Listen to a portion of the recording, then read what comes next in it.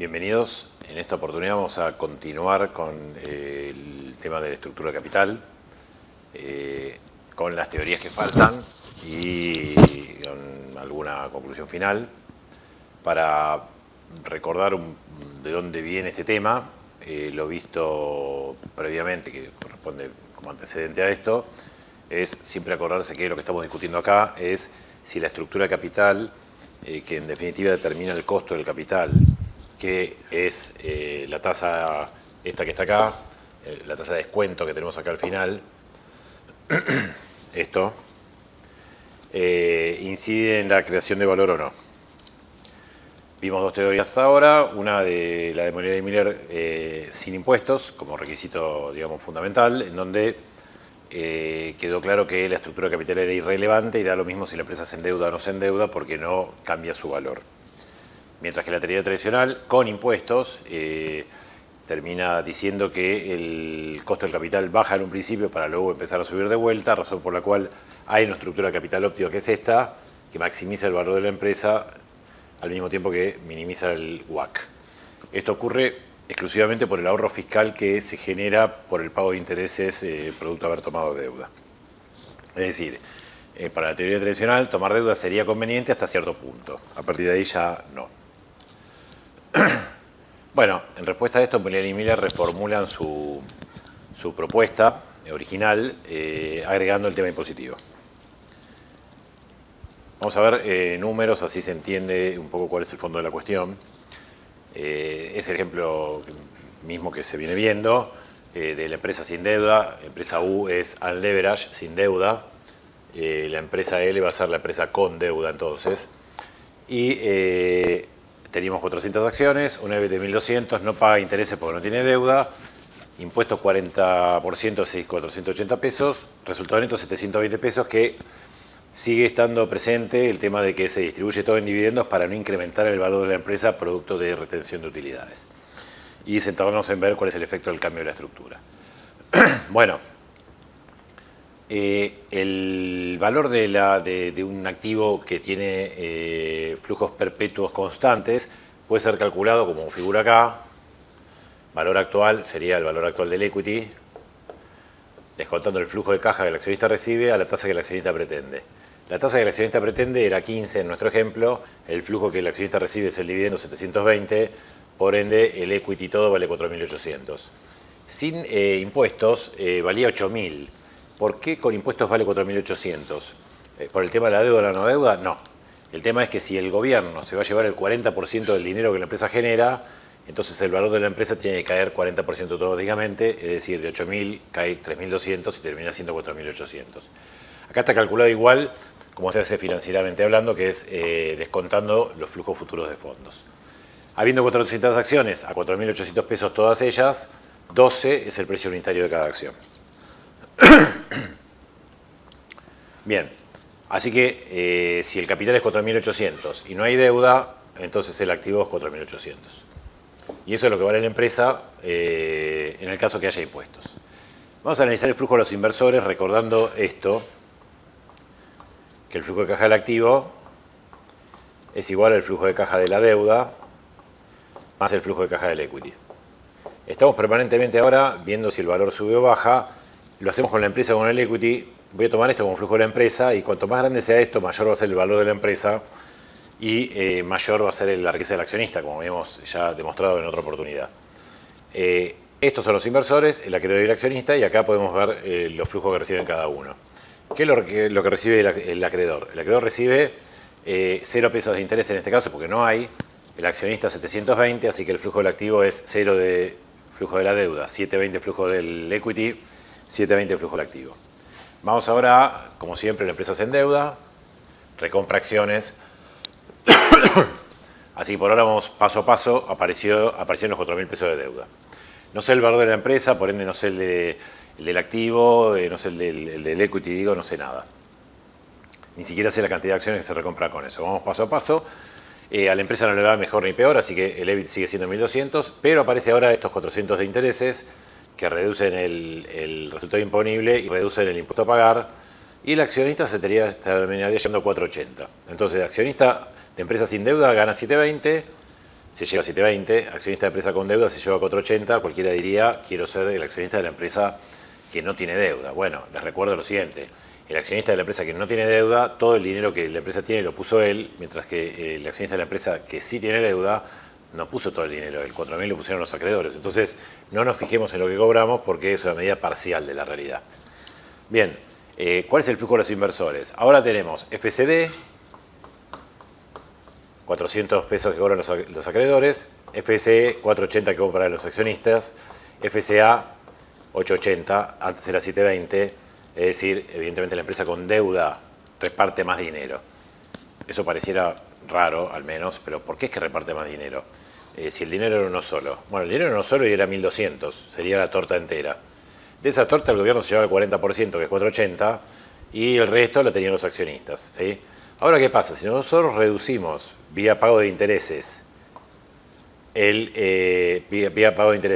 impuesto a pagar, lo que estamos haciendo es reducir de los 1.200, ¿cuánto se lleva el gobierno? Antes se llevaba 480, ahora se lleva 320, razón por la cual quedan disponibles unos 160 pesos más. Esos 160 pesos más, vamos a ver a manos de quién van a ir, pero es irrelevante en el fondo porque para calcular el valor de la empresa, si la empresa antes valía 720, si la empresa generaba 720 de flujo y ahora genera 880, tiene que valer más automáticamente.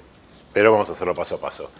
Vamos a calcular primero el ahorro fiscal. El ahorro fiscal se ve acá. La diferencia entre 480 que pagaba de intereses y 320 que pago ahora es 160 pesos. Eso de ahorro fiscal, ¿sí? Así que acá tenemos los 160 pesos de diferencia del ahorro fiscal este. Si yo lo quisiera calcular y no tuviera todos los resultados, el ahorro fiscal surge de que la empresa paga intereses, 400 pesos. De cada peso que paga de interés, que es 400 en total, el 40% se lo va a ahorrar de impuesto a las ganancias. Es decir, de cada 100 pesos que la empresa paga de intereses, se va a ahorrar 40 pesos de impuesto a las ganancias. Como paga 400 de interés, se va a ahorrar 160 pesos de impuesto a las ganancias. Esto que está acá, interés por tasa impositiva, es eso. De los 400 pesos, el 40% es 160 pesos. O sea que ese es el ahorro fiscal. Como esto es el interés, que sería la deuda que tengo por la tasa de interés que pago, todo eso multiplicado por la tasa impositiva, me daría el ahorro fiscal si lo quiero calcular con fórmula en vez de verlo acá por diferencia de los valores que tengo, ¿sí? Bien. Entonces, ¿qué van a hacer Modigliani y Miller? Van a decir, perfecto, nosotros ya tenemos el valor de la empresa en esta situación, con un flujo de 720 pesos, que es 4.800. ¿Cuál es el cambio ahora? Ahora decimos que 720 más 160 de ahorro fiscal es 880. Entonces, ya habiendo calculado el valor actual de estos 720, solo restaría calcular el valor actual de estos 160, que no tienen que ver con la operatoria, tienen que ver con que la empresa se endeudó y con eso generó un ahorro fiscal. Entonces, el valor de la empresa con deuda va a ser el valor de la empresa sin deuda, calculado con este flujo que ya teníamos, más el valor actual de este ahorro fiscal. Esto ya lo pongo así, es un valor actual, es esto. Y ahora hay que agregar el valor actual del ahorro fiscal. Siendo este el ahorro fiscal, o así en siglas, falta dividirlo por una tasa. Es una perpetuidad, así que hay que dividirlo por una tasa. Como ese flujo de caja no tiene que ver con la operatoria, sino con la deuda, lo vamos a descontar a la tasa que corresponde a la deuda, que es la tasa de interés que habíamos quedado, que era 10%. Entonces, me va a quedar así esto. El valor de la empresa con deuda es igual al que había, 4.800 más. Estos son los 160 pesos, el ahorro fiscal, descontados por la tasa de interés, me daría cuál es el valor actual del ahorro fiscal. Eso, me adelanto, es 160 pesos, dividido 0,10 da 1.600. Ahora, se puede simplificar esto con esto, porque es la misma tasa, y me quedaría esta cosa extraña, que no parece un valor actual, porque esto sí es un valor actual, pero esto es deuda por tasa, no hay nada que divida, porque lo simplifiqué antes. Entonces, ¿qué implica esto? Si lo miramos bien, cuanto más deuda tenga la empresa, mayor va a ser el valor que agregue esta parte de acá. Entonces, ¿qué pasa? Vamos a hacer la cuenta ahora para que quede, yo ya lo anticipé que era 1.600, pero entonces tengo 4.800 de valor anterior, más 1.600 pesos, que es el valor actual de infinito flujo de caja de 160, la empresa toda vale 6.400. ¿Sí? Ahora, si la deuda fuera 4 millones, esto valdría mucho más. Y si fuera 40 millones, valdría mucho más, y no habría un límite acá para endeudarse, como sí lo había en la teoría tradicional que vimos al inicio. Bueno, si toda la empresa vale 6.400 y la deuda era 4.000, porque la acabo de tomar, entonces el equity tiene que valer 2.400. ¿Sí? Entonces ya tengo valor del equity por diferencia. Me falta ver cuántas acciones son las que la empresa va a recomprar en el mercado cuando tome los 4.000 de deuda. Y acá les hago un pequeño comentario. No hace falta que la empresa tome la deuda y recompre las acciones para que la gente, el mercado, pase a hacer esta cuenta, sepa que el flujo es 880 y sepa que el valor de la empresa toda va a saltar de 4.800 a 6.400. No hace falta que la empresa tome efectivamente la deuda. Solamente tiene que anunciar que lo va a hacer. Si la empresa anuncia que va a tomar la deuda, el mercado lo que hace es ya incorporar en los flujos futuros de fondos, porque esto no era el pasado sino el futuro, ya incorporar que va a pagar intereses, que este va a ser el impuesto a pagar, que este va a ser el resultado neto y que este va a ser el flujo de caja. Todo esto sin que suceda. Siempre son flujos futuros de fondos. Entonces, con el anuncio, y mientras el mercado crea que es lo que la empresa va a hacer, cosa que generalmente pasa, entonces, con anunciar nomás, la empresa ya vale 6.400 y no tomó deuda todavía. Entonces estaríamos así, sin deuda y con la empresa valiendo 6.400, el equity todo valdría 6.400, dado que la empresa todavía no se endeudó. Entonces ahí cuando la empresa sale a comprar acciones, resulta que hay 400 acciones, el valor de todas es 6.400 porque producto de la nueva información subió el valor, y cada acción pasa a valer 16. Antes valía 12 y ahora vale 16. Con anunciar que se endeuda nomás. ¿Sí? ¿De dónde salen esos 4 pesos? Bueno, son los 1.600 pesos que se generaron nuevos, dividido las 400 acciones que hay. O sea, cada accionista generó valor por 4 pesos con el anuncio nomás. Cuando la empresa usa los 4.000 pesos que acaba de pedir prestados para comprar acciones, la cantidad que va a poder comprar es, bueno, 4.000 que tengo dividido el precio de la acción, 250. Si compra 250 acciones y originalmente había 400, quedan ahora remanentes, van a quedar 150. ¿Sí? Había 400 menos 250 que acaba de comprar, quedan 150 acciones. Acá, si calculamos cuánto vale cada acción, bueno, si todo el equity vale 2.400 y hay 150 acciones, hacen 2.400 dividido 150 y tenemos que cada acción vale 16.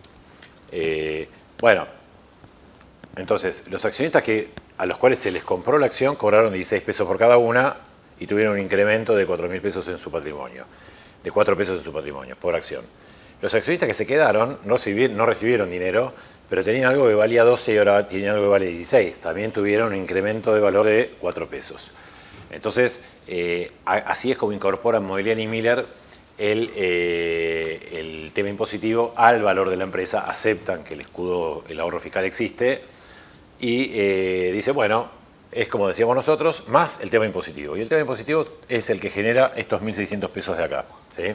Ahora, ¿cuál es la diferencia entre la teoría tradicional y Moiliani y Miller? Moiliani y Miller lo que hacen para calcular esto es subir el flujo de caja. Para realidad de la empresa, Tengo esto, flujo sobre WACC. Moiliani y Miller agregan acá la plata. Agregan estos 160 pesos acá, la diferencia entre esto y esto. Así que si agregan eso, el valor sube. Los tradicionales lo que hacen es dejan el flujo como estaba, ni siquiera calculamos nada con el flujo, y bajan el WACC. Razón por la cual el valor sube. En los dos casos el efecto es el mismo, uno vía reducir la tasa, otro vía aumentar el flujo.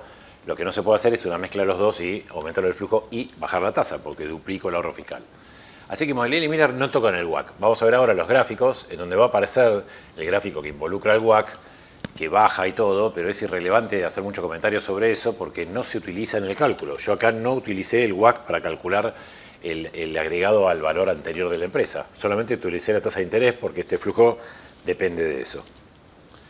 Bueno, vamos a los dibujos que dije recién. Bueno, esta es la situación original. La empresa sin deuda y con deuda valía lo mismo, por eso dice ahí sin impuestos. Ahora la proposición 1 dice, modificada, dice, bueno, la empresa vale lo que valía antes, más el valor actual del ahorro fiscal. Esta es la cuenta que teníamos antes, así que no vale la pena repetirla.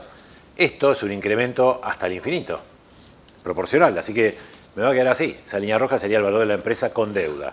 La diferencia es el valor actual del ahorro fiscal. Cuanto más deuda toma la empresa, más ahorro fiscal hay, más valor actual del ahorro fiscal habrá también. ¿Qué pasa con las tasas? Bueno, no mucha cosa diferente. La rentabilidad del accionista o costo del equity sube con la deuda.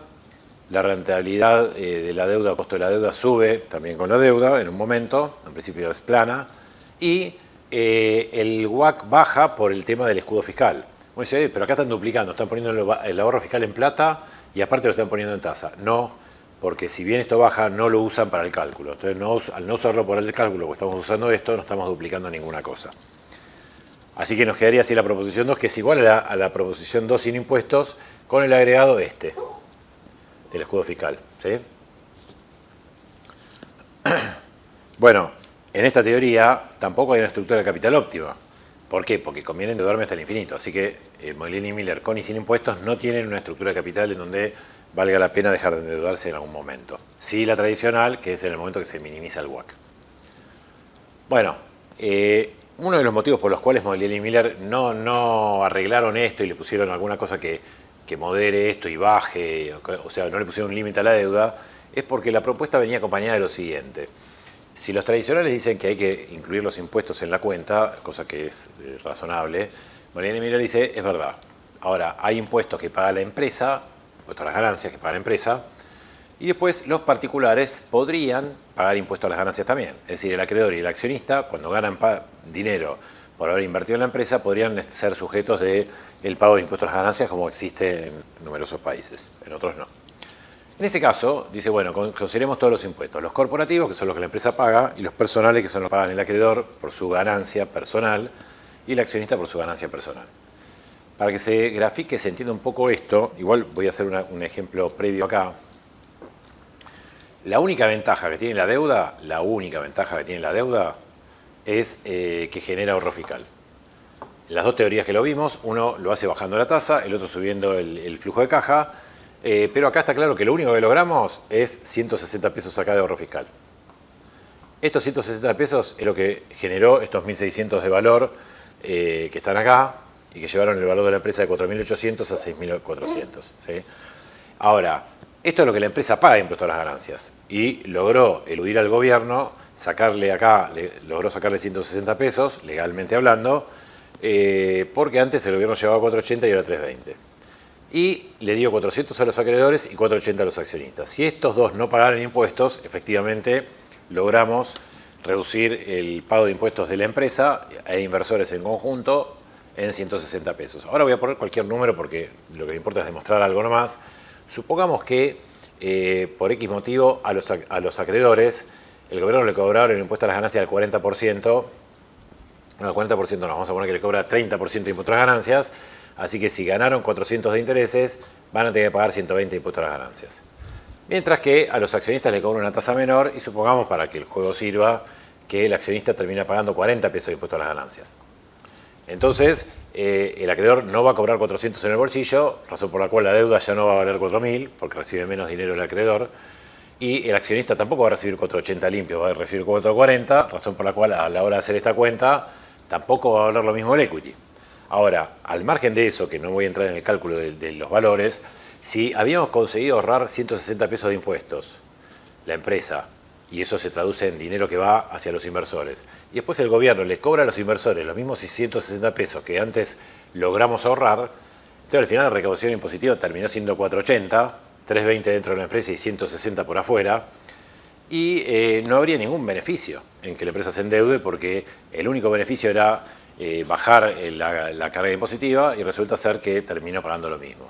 Podría ocurrir incluso otras dos cosas, que la carga impositiva fuera mayor y, por decir cualquier cosa, esta persona tuviera que pagar 160 pesos de impuestos, perdón porque está tomando mal el marcador, si esta persona tuviera que pagar 160 pesos de impuestos y el accionista tuviera que pagar, no sé, por decir que pagaba 120 pesos de impuestos, 280, estaríamos peor todavía que antes, a pesar de que la empresa se había endeudado y demás. Entonces, tiene razón Miller al decir, consideremos todos los impuestos y no solamente los corporativos. Al momento de la publicación de este segundo paper de Molinari y Miller, a un cálculo particular daba que bueno, se anulaba, con los impuestos personales se anulaba el ahorro fiscal generado en la empresa. Pero no importa si se anula, quién gana o quién pierde, lo importante es decir, bueno, si vamos a considerar los impuestos, consideremos todos, y si llega menos dinero al bolsillo de los inversores, por ende, la participación de cada uno en la empresa vale menos también, porque si genera menos dinero, vale menos.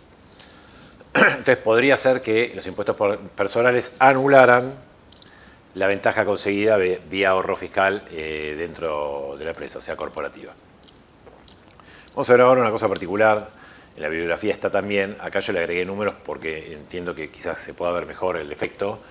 Y sería qué me conviene de acuerdo a considerar todos los impuestos que el gobierno va a cobrar por cualquier concepto. Digamos, impuesto a las ganancias, ¿no? Entonces, vamos a suponer que existiera un peso adicional de EBIT generado podría ser de manera tal de que yo lo pague de dividendos, o sea, termine yendo al bolsillo del accionista ese peso, o me haya financiado de manera tal que ese peso tenga que pagarlo de intereses. La idea acá es ver un peso generado de EBIT, cuánto de ese peso llega al bolsillo del accionista y cuánto llega al acreedor, para ver por dónde me conviene que se vayan los pesos de la empresa. Si vía intereses o vía dividendos. Si es vía intereses me conviene endeudarme y si no, no. Vamos por ahí primero.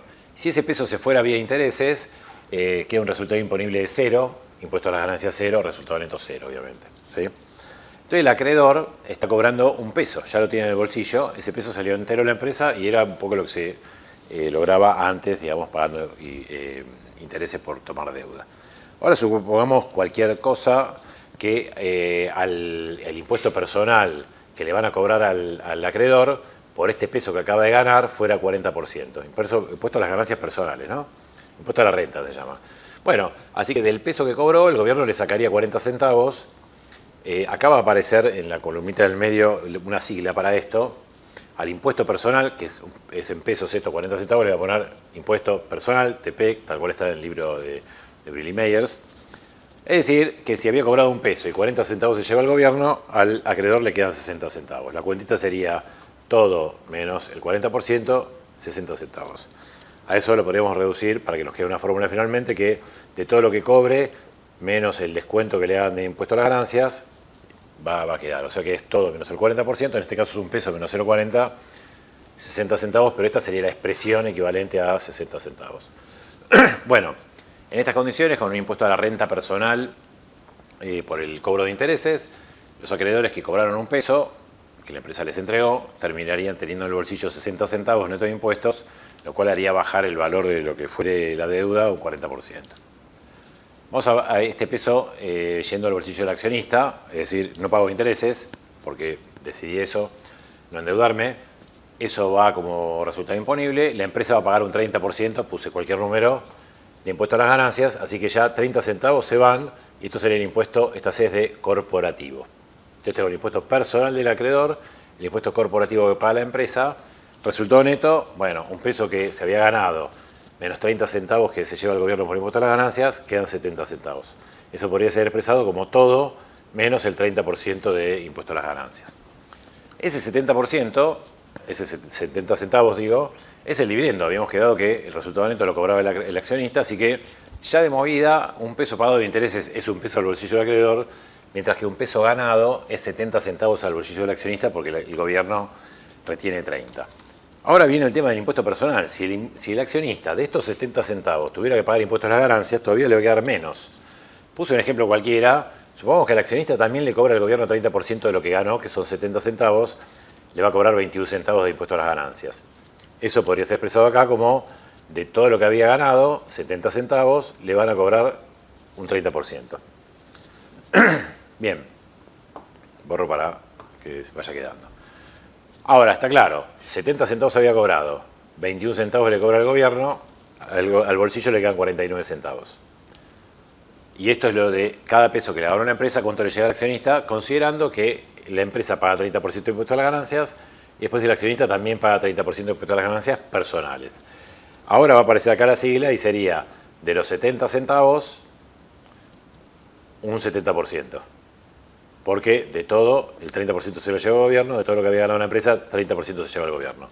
Eso da 0,70 por 0,70, 0,49, pero tendría una fórmula ahí. Bueno, visto así esto, el mismo peso yendo para un bolsillo o para el otro, al bolsillo del acreedor llegarían 60 centavos, al del accionista llegarían 49, y dadas estas tasas impositivas, corporativas y personales, así como están las cosas, sería conveniente que la empresa se endeude porque llega más plata al bolsillo del acreedor que del accionista, así que convendría pagar intereses en la medida de lo posible. Bueno, en definitiva, habrá que poner la tasa que corresponde a la empresa y a cada uno en particular, si es que la hay, y hacer la cuenta. Lo que Molinari y Miller hicieron bien es plantear la disyuntiva de que si consideramos todos los impuestos, quizás la deuda podría no ser tan relevante como habíamos dicho. Así que podrían darse tres resultados. Que lo que el acreedor cobra neto sea mayor que lo que el accionista cobra neto, en cuyo caso convendría hacer todo lo posible para pagar intereses en vez de dividendos. Podría ser al revés, que lo que el accionista cobra sea mayor que lo que el acreedor cobra. Por ejemplo, podría ser que acá hubiera 0 de impuestos personales y el accionista cobrara 70 centavos, así que tranquilamente puede ser mayor, porque el gobierno busca incentivar la compra de acciones, etcétera, etcétera. O podría pasar que fueran iguales. En el caso que fueran iguales, daría lo mismo que el dinero saliera por un bolsillo o por el otro, razón por la cual endeudarse o no sería irrelevante nuevamente. ¿Tá? Así que, bueno, está planteada la cuestión con impuestos personales, ya que se van a considerar los impuestos. La deuda podría ser irrelevante de vuelta, la toma de deuda no, y eventualmente incluso podría ser perjudicial. Hay que hacer la cuenta. Bueno, quedan dos teorías. Esta trade-off viene a completar la propuesta de Molinari y Miller con impuestos, que había quedado medio trunca en este sentido. Nos había quedado así. Esto era Molinari y Miller sin impuestos, esto es Molinari y Miller con impuestos. Aclaro que el trade-off no es de Molinari y Miller. Y la lógica sería otra, porque acá lo que estamos viendo es que como esta línea sube hasta el infinito, endeudarse es conveniente, por supuesto, también hasta el infinito. Y eso no es lógico, ni Molinari ni Miller pensaban eso, ni mucho menos.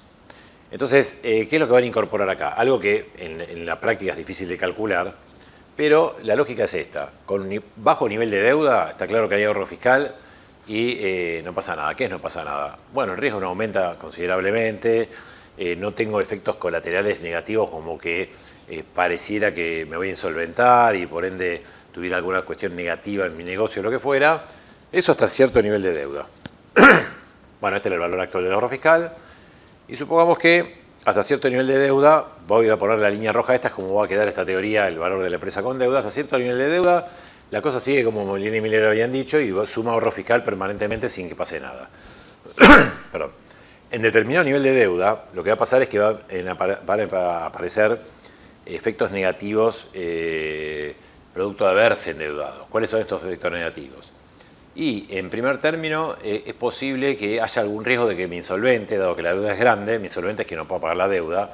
Entonces por ahí el negocio va bien, pero producto de que la deuda es muy grande, igual voy a la quiebra. No porque el negocio lo vaya mal, sino porque no puedo pagar los intereses, por ejemplo, o devolver el capital.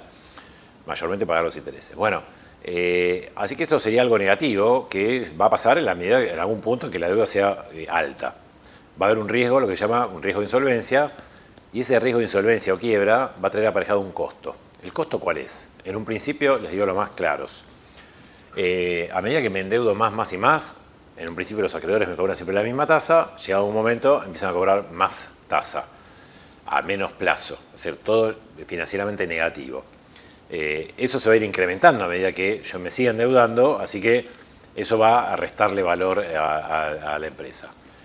Otra, nombro algunas, el resto, bueno, habría que leerlas, pero otra es, por ejemplo, en el caso de que me presten, cosa que casi siempre hay alguien que presta, me van a condicionar fuertemente sobre qué es lo que tengo que hacer con el dinero. Si yo presentara 3, 4 proyectos a un banco con la idea de salvarme de la quiebra o de no caer en la insolvencia, el banco no necesariamente va a elegir o me va a decir, bueno, está bien, pero te presto para el proyecto de mayor van, sino es probable que se incline por el proyecto que se recupere más rápido. ¿Por qué? Porque justamente hay un riesgo de que me insolvente. Eso podría hacer entonces que los proyectos de van más positivo no puedan ser llevados a cabo porque tengo restricciones de no conseguir el capital para eso. También me pasa lo siguiente, los proveedores, dado que hay un riesgo de que yo me insolvente, más o menos certero, empiezan a exigirme que pague cash o que reduzca el plazo de los pagos. Algunos directamente no me venden más, por ejemplo. Es probable que, dado que la empresa está en caída libre, los mejores empleados se vayan a otros lados. Es decir, hay un montón de cuestiones negativas que ocurren cuando una empresa se endeuda excesivamente, que vamos a englobar todos esos efectos negativos en costo de insolvencia. Es decir, me van a hacer perder valor. Entonces supongamos que ese nivel en donde van a aparecer los costos de insolvencia fuera este nivel de deuda. A partir de ahí lo que va a pasar es esto. El ahorro fiscal va a seguir apareciendo, porque es matemático esto, por cada peso de deuda, en el ejemplo que habíamos puesto, voy a tener un 40% de ahorro fiscal y el valor actual de ese 40 centavos va a ser 4 pesos. Ahora, también va a aparecer algo negativo. Medirlo es muy difícil, así que a priori le voy a poner cualquier número. A medida que me endeudo más y más, ese algo negativo va creciendo geométricamente, es cada vez más negativo, es un círculo vicioso, mientras que el ahorro fiscal aumenta constante. Ahora voy a poner un ejemplo numérico para que no muy estricto, pero para que se entienda. Bueno, esto que está acá, la diferencia entre el valor generado con el ahorro fiscal y la línea roja, que sería lo que queda después de restarle los costos de insolvencia, sería el valor actual de los costos de insolvencia. Entonces tengo algo bueno, que en nuestro caso era 40 centavos por peso, valor actual de los 40 centavos dividido 0,10 da 4 pesos, y valor actual de los costos de insolvencia, que va a ser algo negativo, que resta, y también tengo que hacer eso dividido una tasa y me va el valor actual del costo de insolvencia. Bueno, ¿hasta qué punto conviene endeudarse? Y evidentemente va a convenir endeudarse. Bueno, ahí está la ecuación general. El valor de la empresa con deuda, el trade-off. Va a ser, como decía Moynihan y Miller, esto, lo que vale la empresa sin deuda, más el valor actual generado por el ahorro fiscal futuro, menos la parte mala del endeudamiento, que serían los costos de insolvencia, que no aparecen al principio, pero en un momento empiezan a aparecer. Así que es imposible que esta línea siga como la celeste esta que viene acá, y al restarle algo voy a terminar ahí en menos. Voy a poner un ejemplo cualquiera. Venimos diciendo que por cada peso de deuda yo voy a conseguir 4 pesos o sea, 40 centavos de ahorro fiscal, y el valor actual de infinitos flujos de caja de 40 centavos es 4 pesos. Entonces, suponiendo que un peso de deuda me llevara de acá hasta acá, el ahorro fiscal, valor actual, ahorro fiscal, va a ser, entonces, como dijimos, 4 pesos. Esta parte chiquitita de acá, la de los costos de insolvencia, el valor actual de los costos de insolvencia, pongamos que fuera, no sé, 20 centavos. ¿Por qué? Porque es muy poquito. Entonces, este salto de tomar un peso más de deuda me está generando 4 pesos a favor acá, menos 20 centavos acá, me genera valor por 3,80. Así que yo me endeudo porque todavía la línea roja sigue subiendo. Entonces digo, bueno, me endeudo un peso más, por poner cualquier número. Así que ya estaría acá. Ahí vuelvo a agregar acá 4 pesos, valor actual del ahorro fiscal. Siempre va a ser 4 porque es una recta, así que es lineal, esto proporcional. Pero los costos de insolvencia son cada vez peores, y en vez de ser 20 centavos el valor actual del costo de insolvencia, me invento un número, es menos 1. Pero ¿qué pasa? Todavía sigo sumando 3, así que me endeudo. Digo, bueno, voy a endeudarme más porque ya que esto suma, me endeudo un peso más. Y acá supongamos que supongamos no, el valor actual del ahorro fiscal vuelve a ser 4, y supongamos que el de los costos de insolvencia, por X motivo, fuera 4 también. Negativo, obviamente, ¿no? Así que ahí 0, y estoy más o menos ahí en el punto de inflexión de esto, ¿sí? ¿Doy este salto? Sí, lo doy, porque todo esto lo estoy sumando. Ahora, ¿qué pasa cuando, o sea, este punto sería acá?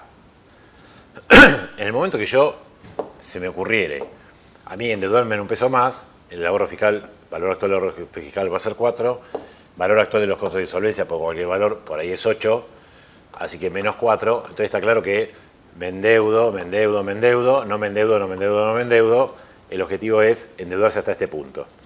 ¿Cómo explico ese punto? Bueno, vieron que yo estoy haciendo un peso de deuda, cuánto agrega ahorro fiscal, cuánto agrega de valor actual del costo de insolvencia. Bueno, en el momento en donde el incremento marginal de los costos de insolvencia y el ahorro fiscal sea igual, en ese punto me dejo de endeudar. ¿A qué me refiero con eso?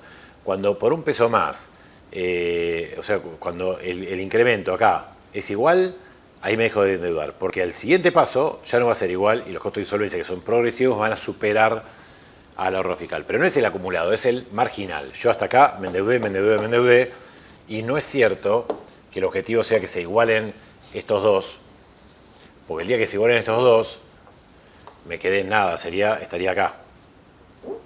Y yo no quiero estar en este punto, yo quiero estar en este punto, el del más alto valor de la empresa. Entonces, lo lo que se tiene que igualar es el incremento marginal del ahorro fiscal y el costo de insolvencia. Les digo porque como esta teoría se llama trade-off o equilibrio de la fuente de financiamiento, pareciera que lo que hay que lograr es que sean iguales y no, lo que hay que lograr que se equilibren son los incrementos marginales. Voy a endeudarme hasta ese límite. Mientras sume un centavo me sigo endeudando. Bueno, una última teoría. Esta es la única teoría, no sé si notaron que las otras todas tienen que ver con el tema impositivo, salvo la original de Moynihan y Miller, que es la que sentó la base de la discusión. Y que de paso la repito para el cierre. Sin impuestos no hay ninguna discusión de que tomar deuda o no es irrelevante. No hace al valor de la empresa ni a la riqueza del accionista. Con impuestos ya vimos que sí, hasta cierto punto. Bueno, esta teoría última no tiene nada que ver con esto del ahorro fiscal, sino con otro tema. Va a tener que ver con un tema de información. Y el planteo es este. ¿Qué es Pecking Order? Pecking Order es establecer una jerarquía y un orden en primero que me conviene hacer esto, después me conviene lo otro. Establecer como un ranking, ¿sí? Este ranking que aparece acá es, bueno, ¿cuándo me conviene endeudarme a mí? ¿Hasta qué punto? ¿Y cómo? Bueno, el planteo es este. Este es el ranking, ahora voy a explicar por qué. Toda esta teoría se basa en esto. ¿Y qué quiere decir esto? La información asimétrica. Bueno, les comento. El tema de la información asimétrica tiene que ver con lo siguiente. Los directivos, la gente de adentro de la empresa, tiene información que los accionistas que están afuera de la empresa no tienen, ¿sí? O el mercado no tiene. Entonces, lo que el mercado hace es reaccionar en base a las señales que mandan los directivos de la empresa y asumir, si está haciendo esto, entonces debe ser por aquello. O sea, sacar conclusiones en base a señales que se mandan al mercado. Para llevar esto al punto concreto que estamos viendo acá, les voy a poner un ejemplo, dos en realidad. Supónganse que somos los directivos de una empresa que cotiza en bolsa con una acción a 20 pesos. Y tuviéramos entre manos un proyecto que sabemos perfectamente, nosotros que estamos dentro de la empresa, que va a elevar el precio de la acción a 40, ¿sí? O sea, de 20 a 40. Pero nos falta dinero. Si nos faltara dinero, hay dos opciones. O voy a pedir prestado o emito acciones. Pregunta. Si yo quiero conseguir plata para hacer este proyecto que sé que va a duplicar el precio de la acción, ¿emitiría acciones y conseguiría socios a 20 para hacerlos ricos a 40 pasado mañana? De ninguna manera lo haría. ¿Por qué? Porque es como que le estoy regalando la acción. Es más, concretamente lo que el directivo piensa es que la acción en el mercado está subvaluada. ¿Por qué? Porque el mercado no tiene toda la información. Entonces, un directivo de una empresa que piensa que su acción está subvaluada nunca emitiría acciones porque sería como regalarse, ¿sí? Vamos a ver ahora el otro extremo. El directivo de la otra empresa, la empresa B, que también cotiza en bolsa y la acción vale 10, pero si el mercado supiera todo lo que pasa dentro de la empresa, en realidad la acción debería valer 3. Es decir, la poca información que tiene el mercado hace que todavía valga 10 la acción. Pero el directivo tiene toda la información y sabe que en realidad debería valer 3. Entonces, hasta una situación de conseguir dinero, este directivo sí emitiría acciones. Porque dice, bueno, si emito acciones, consigo 10 pesos, vender a 10 pesos algo que en realidad vale 3. Entonces, un directivo que considera que la acción está sobrevaluada en el mercado, sí emitiría acciones, ¿sí? Bueno, esto lo sabe todo el mundo. Entonces, sin tener oportunidad de hablar con los directivos ni conocer la empresa intrínsecamente, cualquier empresa que emita acciones en un principio estaría mandando una señal al mercado de que la acción está sobrevaluada y por eso emite. Entonces, si cuando una empresa emite acciones, el mercado interpreta que la acción está sobrevaluada, nadie compraría esa acción y de hecho los que la tienen la venderían haciendo que el precio caiga. Entonces, el directivo que considera que la acción está sobrevaluada, este último, tampoco emitiría acciones, porque si emite acciones manda esa señal y la acción va a caer. Entonces, ni el directivo que considera que está subvaluada, ni el directivo que considera que está sobrevaluada, van a tener como primera opción la emisión de acciones porque la señal que manda al mercado no lo favorece. Por eso, en el ranking de primero hago esto, segundo esto, tercero esto y cuarto esto, emitir acciones está en el piso. Y esto no tiene que ver con el ahorro fiscal, tiene que ver con la información que se manda al mercado, es decir, tiene que ver con que hay asimetría de información. El directivo sabe más que el accionista. Bueno, uno diría, bueno, entonces en el tope tiene que estar la deuda, y la deuda está en segundo lugar, porque según esta teoría, está claro que la deuda mandaría la señal contraria, ¿sí? Pero dicen que lo mejor sería no mandar ninguna señal. Para ello hay que tener haber retenido utilidades previamente y tener fondos internos, es decir, utilidades retenidas para hacer los proyectos. No habiendo eso, la primera opción sería endeudarse. Y una intermedia, esto lo comento rápido porque no viene al caso mucho en la materia, serían títulos híbridos. ¿Qué es un título híbrido? Un título que no es ni totalmente deuda ni totalmente acciones, como por ejemplo un bono convertible. Un bono es un título de deuda, pero tiene la opción de ser convertido en acciones en determinado momento. También hay bonos con opción de compra de acciones que también son como un mixto. Ese entonces no estaría ni tan malo ni tan bueno. Y en definitiva lo único que importa acá es que esto no tiene nada que ver con el ahorro fiscal y tiene que ver con la señal que se manda al mercado. Así que la emisión de acciones estaría en último lugar. ¿Qué pasa entonces? ¿Por qué las empresas emiten acciones eventualmente? Bueno, por varios motivos. Primero, hay veces que no es conveniente o favorable tomar deuda o no hay dinero en el mercado como para tomar deuda y no queda otra que emitir acciones. Hay momentos y hay información que se le da al mercado que confiable y que el mercado no tiene por qué intuir otra cosa.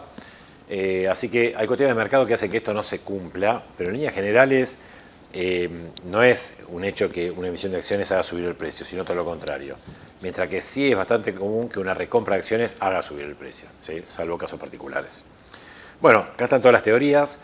La primera no tiene impuestos, sienta la base, todas las demás discuten el tema fiscal y esta última es el tema de información que se transmite al mercado. Bueno, muchas gracias y nos encontramos en la próxima. Acá en este capítulo del libro, cualquiera de los dos libros que hay, pueden conseguir más información. Hasta luego.